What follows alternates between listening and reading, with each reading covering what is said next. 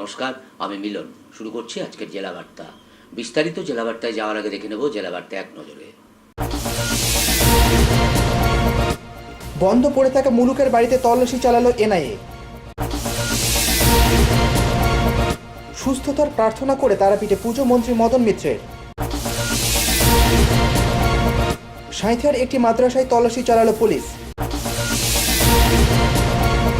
মহিলার অস্বাভাবিক মৃত্যু ঘিরে চাঞ্চল্য রাজনগরে। পথ দুর্ঘটনায় এক যুবকের মৃত্যু বোলপুরে। আদিবাসী গ্রামের আদলে তৈরি হচ্ছে সিউড়ি রেড রোজ ক্লাবের পুজো মণ্ডপ।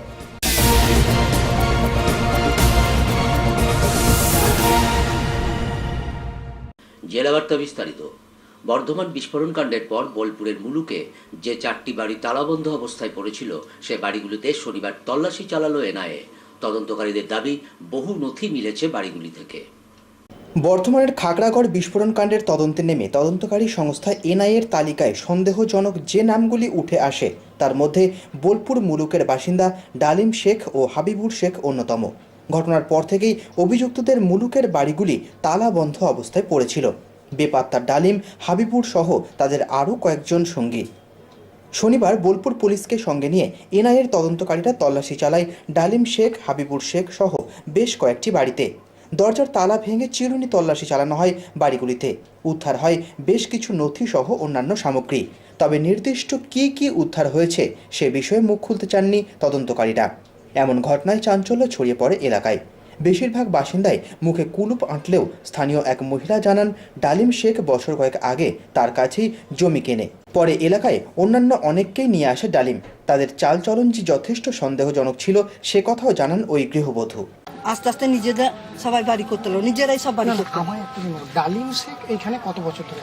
ওই প্রায় 2-3 বছর হবে। তার আগে থেকে ওই মসজিদে ছিল, মসজিদে জিজ্ঞেস করতে পারে। ওই এই পাশেই মসজিদ আছে। সেখান থেকে এইখানে জায়গাটা হ্যাঁ, জায়গাটা কিনলো, কিনে সে আপনার বাড়ি আপনার করলো নিজেই। ওইটা প্রথম বাড়ি করলো, যেটা টালি দেওয়া রয়েছে। ওইটা করার পরে এটা করলো। হ্যাঁ, তাই জানি। হাড়ি পতিলা ব্যবসা করে, ওরা নিজেকে নামাজ পড়তে যেত, কত রকম বিভিন্ন লোক নিয়ে যেত, তা আমরা জানি না, আমরা চিনি না ওদেরকে। এই যে লোকগুলোর কথা আপনি বলছেন যে প্রচুর লোক আসতো, এই লোকগুলো ঠিক কোন সময় করে আসতো? ওই সব সময় দেখতাম, কোনোদিন দুপুরবেলায়, কোনোদিন সন্ধ্যাবেলায়, কোনোদিন সকালবেলায়। একটা লোক মধু বিস্ত, সে বাড়ি করেছে ওই ধারে। হ্যাঁ, সে তাদেরকে যতগুলো সব গাড়িওয়ালা ছিল তাদেরকে এইখানে আশ্রয় দিয়েছিল। আশ্রয় দেওয়ার পরে ওখানে জায়গা কিনে সব বাড়ি করে সব চলে যায়, এক এক করে সব চলে যায়। এটা হলো আসল কথা। মানে মোদ্দা কথা, ডালিম শেখই হচ্ছে মানে এইখানেতে মেন মাস্টার, যে এইখানেতেই আশেপাশে মুসলিম এরিয়াগুলো জায়গা দিয়েছিল। হ্যাঁ, তাদেরকে কি এনে প্রত্যেককে মসজিদে রাখতো? মসজিদে, হ্যাঁ, মসজিদে নামাজ পড়তে যেত তারা, নামাজ পড়তে যেত। আর পাড়ার সঙ্গে কোনো মানে মেল ছিল না ওদের, আমাদের না, পাড়ার সঙ্গেও ছিল না। ছিল একমাত্র একটা জুতো বিক্রি করে, তাদের সঙ্গে ছিল একজনা ছিল, তার সঙ্গে মেলটা আছে। এই যে আপনার বাড়ির পাশে তার বাড়ি, কখনো বুঝতে পারিনি কারা আসতো? না বাবা, আমরা রাতের বেলায় বেরোই না, গিরিল দেওয়া ঘর, ঘরের ভিতরে থাকি। আমরা নিজের দুধ ধান্দা করে খাই, কষ্ট করে। বাবা কি করে জানবো কে কখন আসে, কি করছে, ওসব আমরা জানি না। খবর। এই জায়গাটা কি আপনারই ছিল? আমারই ছিল। কতটা জায়গা ছিল? আমার 6 কাঠা। হ্যাঁ, 6 কাঠা আর গুন্ডানা কত ছিল, 2.5 কাঠা। ওই সাবিয়া বলে আছে একটা দর্জি পাড়ায়। আর আমার একটা বোন জামাই আছে, আমি যখন বিক্রি করি ওই বোন জামাইটা আমার সঙ্গে গিয়েছিল কোর্টে, রেস্টি কোর্টে। ও সাক্ষী আছে, ও জানে। আপনার যদি দরকার হয় আমি ওকে ফোন করে ডাকবো। তো সেই সাবিয়া বিবি কি ডালিম শেখকে জায়গা থেকে? হ্যাঁ, ওই যে একজন বললাম না, সে লাখু জুতোওয়ালা, ওই ওকে যোগাযোগ করে ওই জায়গাটা কিনা করিয়েছে। ওর বাড়ি হলো ওই দেখেন হলুদ রঙের, ওই যে ওইটা দেখা যাচ্ছে রাস্তার মধ্যে, ওইটা হলো বাড়ি। ওর সঙ্গে প্রিয় বন্ধু ডালিম শেখের। হ্যাঁ, ওর সঙ্গে। ওর জুতোর দোকানটা কোথায়? হ্যাঁ, ওর মেয়েটা মাদ্রাসায় পড়তো, যে মাদ্রাসায় ঘটেছে এই ঘটনাটা। ওর মেয়ে ওই মাদ্রাসায় পড়তো। তার মানে এই লাখু শেখের মেয়ে ওই মাদ্রাসা, সেমুলিয়া মাদ্রাসায় পড়তো। হ্যাঁ, বেশি দিনকার নয়, এই যার সময় ভর্তি হয়েছে।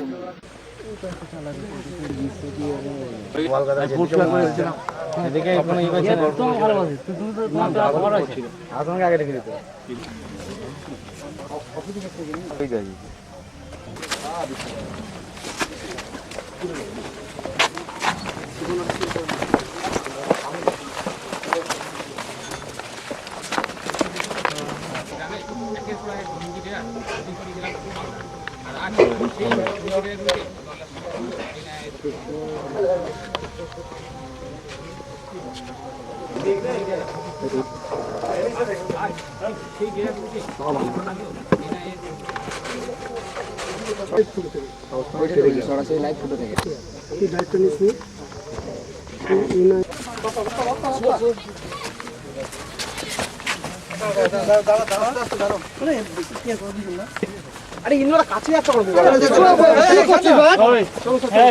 স্যার স্যার রাস্তা ছাড়া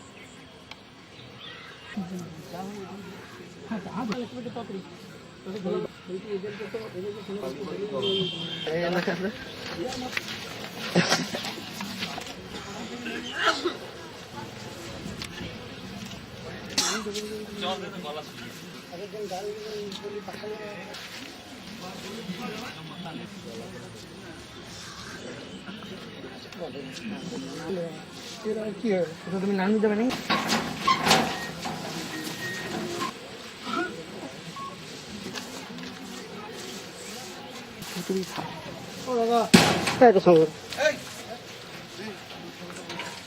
ভয় টিভি বোলপুর। শীঘ্র সুস্থ হওয়ার প্রার্থনা জানিয়ে তারাপীঠে পুজো দিলেন মন্ত্রী মদন মিত্র। শনিবার সকালে তারাপীঠ মন্দিরে গিয়ে পুজো দেন তিনি। অসুস্থতার কারণে বেশ কিছুদিন ধরে সামনে আসতে দেখা যায়নি মন্ত্রী মদন মিত্রকে। এমনকি শুক্রবার দলের গুরুত্বপূর্ণ বৈঠকেও শারীরিক কারণে গড়হাজির থেকেছেন তিনি। শুক্রবার দলীয় বৈঠকে না থাকলেও শনিবার তারাপীঠ মন্দিরে পুজো দিতে উপস্থিত হন মন্ত্রী মদনবাবু। আরোগ্য কামনা করে তারামায়ের কাছে নিষ্ঠা ভরে পুজোও দেন মন্ত্রী। পরে সাংবাদিকদের মুখোমুখি হয়ে বহু কথা বলেন মদনবাবু।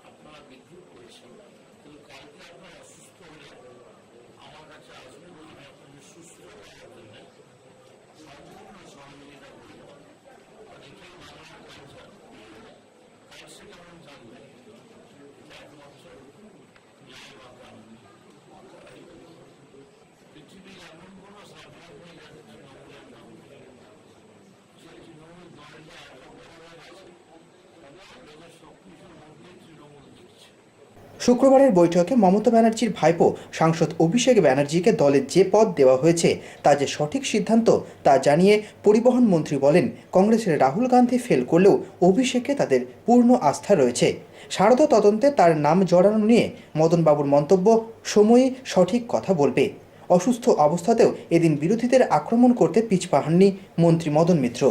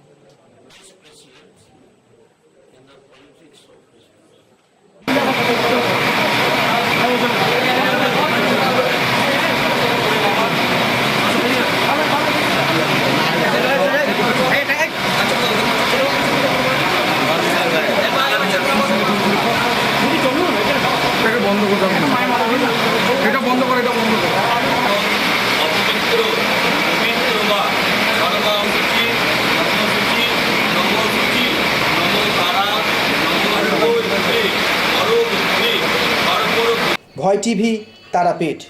সাঁইথিয়া থানার অমুয়া গ্রামে মাঠের মাঝে অবস্থিত একটি মাদ্রাসায় সন্দেহের বশে তল্লাশি চালালো পুলিশ, তবে সেখান থেকে আপত্তিকর কিছু পাওয়া যায়নি। খাগড়াগড় বিস্ফোরণ কাণ্ডে শিমুলিয়ার মাদ্রাসা সহ রাজ্যের একাধিক মাদ্রাসার নাম জড়িয়ে পড়ায় এবার নবগঠিত মাদ্রাসাগুলির প্রতি নজর দিয়েছে পুলিশ। সাঁইথিয়া থানার অমুয়া গ্রামে মাঠের মাঝে 2011 সালে গড়ে ওঠে একটি মাদ্রাসা। শনিবার সাঁইথিয়া থানার পুলিশ সেখানে গিয়ে খোঁজ খবর নেন মাদ্রাসাটি সম্বন্ধে। তল্লাশিও চালানো হয় প্রতিষ্ঠানটিতে, তবে সেখান থেকে আপত্তিকর কিছু পাওয়া যায়নি বলে দাবি পুলিশের। মাদ্রাসার সম্পাদক আহাসিন আলী বলেন, পুলিশের কাজে যথেষ্ট সহযোগিতা করেছেন তিনি। তার দাবি, পুলিশ সবকিছু খতিয়ে দেখে সন্তুষ্ট। পুলিশ এসেছিল যে এখানে কি হচ্ছে, কেমন শ্রেণীর মাদ্রাসা চলছে সেটা আমরা দেখব। আমি বললাম, I always ready, immediate investigation, total paper and document present hair, এটা আমি বলে দিলাম। যে না, সব কিছু দেখলাম, সব ঠিক আছে, ওকে আছে, কোনো অসুবিধা নেই, রেসিডেন্স হিসেবে সব কিছু আছে। পুলিশ বললে আমি মেন্টালি স্যাটিসফাইড, আপনি ঠিক আছেন, কোনো অসুবিধা নেই। আমাকে বললো যে এরকম পর আপনি সন্ধ্যার সময় আসবেন, একটা দলিলটা নিয়ে, আপনার নিজের দলিল যেটা আছে এটা নিয়ে আসবেন। আমি জিজ্ঞাসাবাদ করলে যে আপনি কেমনভাবে ছেলেপিলে পান, স্থানীয় লোক কতজন আসছে, ছেলেপেলে বাচ্চা কী করে, এই সময় জিজ্ঞাসা। স্থানীয় লোকে বললো যে না, মাদ্রাসা করতে চেয়েছেন এবং আমরা ইচ্ছুক।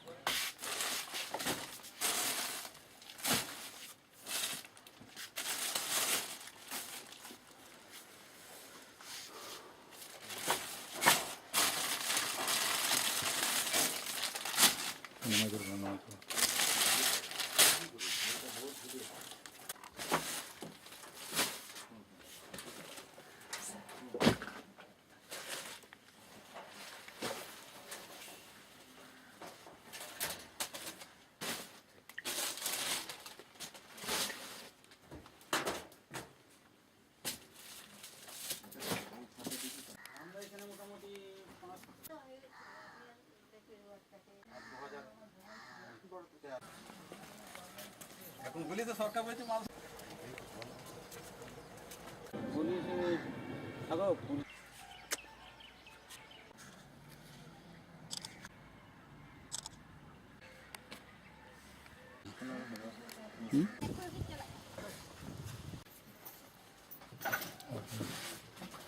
ভয় টিভি, সাঁইথিয়া।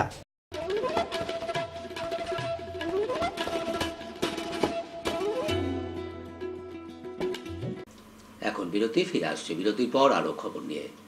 সঙ্গে থাকুন ভয়ের সাথে নির্ভয়ে।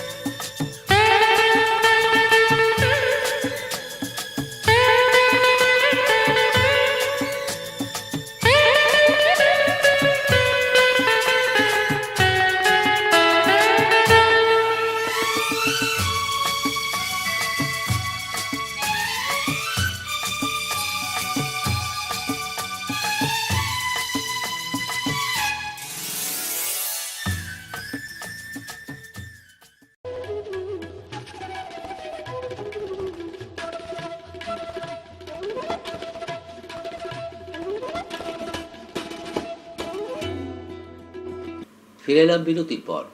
রাজনগরের আদমপুর গ্রামে এক মহিলার অস্বাভাবিক মৃত্যু ঘিরে চাঞ্চল্য এলাকায়। মহিলার পরিবারের দাবি এটি একটি আত্মহত্যার ঘটনা। শুক্রবার রাত্রে রাজনগরের আদমপুর গ্রামে নিজের বাড়ি থেকেই উদ্ধার হয় এক মহিলার ঝুলন্ত মৃতদেহ। ঘটনার জেরে চাঞ্চল্য ছড়িয়ে পড়ে এলাকায়। পুলিশ গিয়ে দেহটি নামিয়ে পাঠিয়ে দেয় ময়নাতদন্তের জন্য। মৃতার নাম নারায়ণী ঘোষ। মৃতার শ্বশুরবাড়ি সম্পর্কিত এক আত্মীয়ের দাবি, দীর্ঘদিন যাবৎ মানসিক অবসাদে ভুগছিলেন নারায়ণী দেবী। মানসিক ভারসাম্য হারিয়েই এমন কাণ্ড ঘটিয়েছেন তিনি।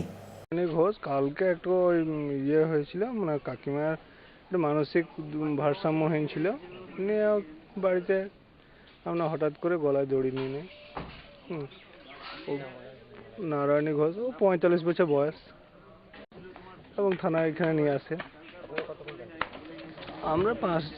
আমরা সাথে সাথে তার পাশের বাড়ি তো আমাদেরই, আমরা তার পাশের বাড়ি আমরা মোটামুটি আধ ঘন্টার মধ্যেই জানতে পারি। ভয় টিভি, রাজনগর। পথ দুর্ঘটনায় বোলপুরে এক যুবকের মৃত্যুর ঘটনায় শুক্রবার ব্যাপক উত্তেজনা শহরে। শুক্রবার বিকেলে বোলপুরের ট্যুরিস্ট লজ মোড়ে লরির চাকায় পৃষ্ঠ হয়ে মৃত্যু হয় এক যুবকের। ঘটনার জেরে ব্যাপক উত্তেজনা ছড়ায় এলাকায়। ঘাতক লরির চালককে ব্যাপক মারধর করে স্থানীয় বাসিন্দারা। রাস্তা অবরোধ করে রাখা হয় প্রায় 2 ঘন্টা। পরে বিশাল পুলিশ বাহিনী গিয়ে সামাল দেয় পরিস্থিতি। জখম চালককে ভর্তি করা হয় হাসপাতালে।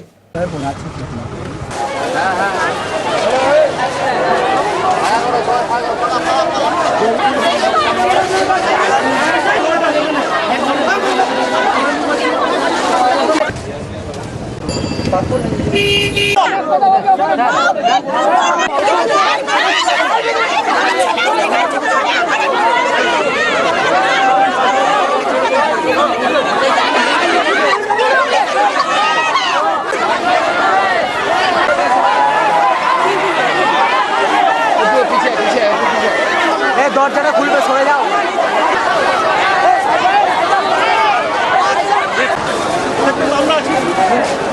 ভাই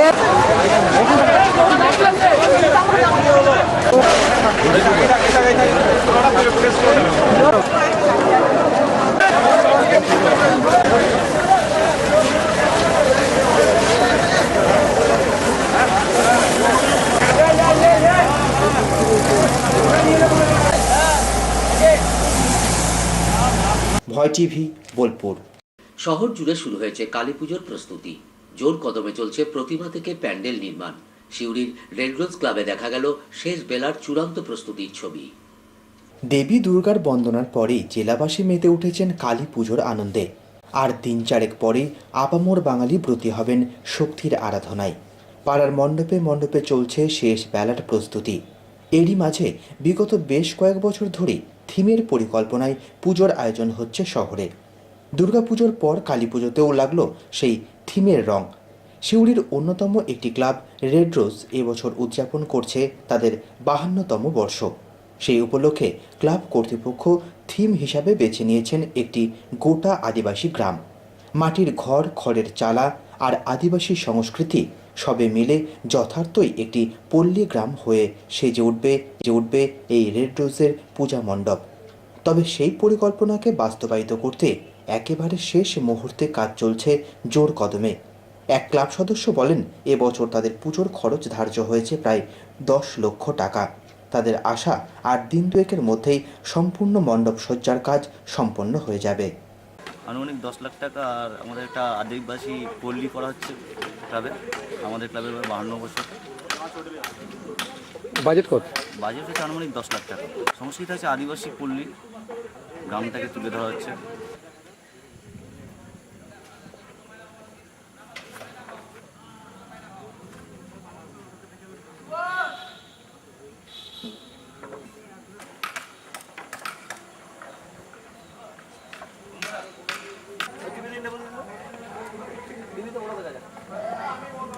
ভয় টিভি, সিউড়ি। আসুন দেখে নিই 18 অক্টোবরের গুরুত্ব।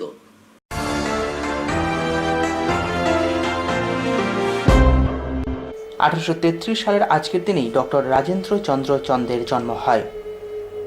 প্রাক্তন মেয়র বিজয় কুমার বসুর জন্ম হয় 1885 খ্রিস্টাব্দের 18 অক্টোবর।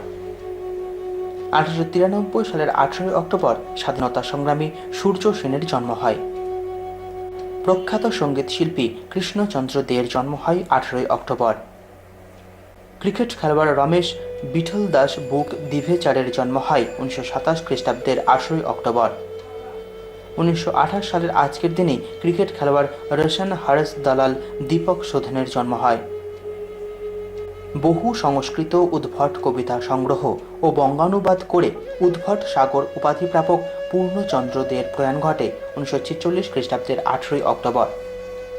1950 খ্রিস্টাব্দের আজকের দিনে অভিনেতা ওম পুরীর জন্ম হয়। 1965 খ্রিস্টাব্দের আজকের দিনে ইসলাম ধর্ম প্রচারক ও ডাক্তার জাকিব নায়কের জন্ম হয়। 1968 খ্রিস্টাব্দের 18 অক্টোবর ক্রিকেট খেলোয়াড় নরেন্দ্র দীপচাঁদ হিরওয়ানির জন্ম হয়। তেলেগু কবি সম্রাট বিশ্বনাথ সত্যনারায়ণের প্রয়াণ ঘটে 1976 খ্রিস্টাব্দের 18 অক্টোবর। অভিনেত্রী প্রিয়াঙ্কা ত্রিবেদীর জন্ম হয় 1978 সালের 18 অক্টোবর। 1979 খ্রিস্টাব্দের 18 অক্টোবর অভিনেত্রী জুথিকার জন্ম হয়। ক্রিকেট খেলোয়াড় বিজয় লক্ষ্মণ মাঞ্জেকারের প্রয়াণ ঘটে 1983 খ্রিস্টাব্দের 18 অক্টোবর। অভিনেত্রী ও মডেল ফ্রেইজা পিন্টোর জন্ম হয় 1984 খ্রিস্টাব্দের 18 অক্টোবর। 2004 খ্রিস্টাব্দের আজকের দিনে তামিল দস্যু বীরাপ্পানের প্রয়াণ ঘটে।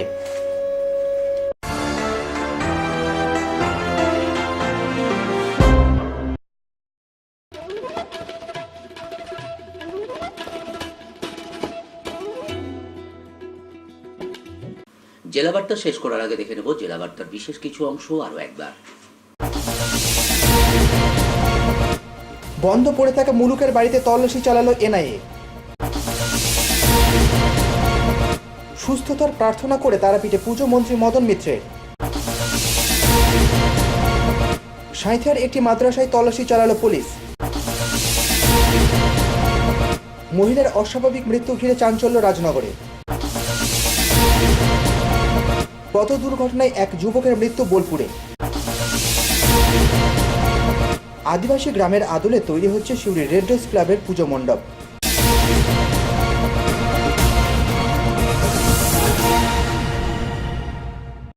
আজকের জেলা বার্তা এই পর্যন্ত। নমস্কার।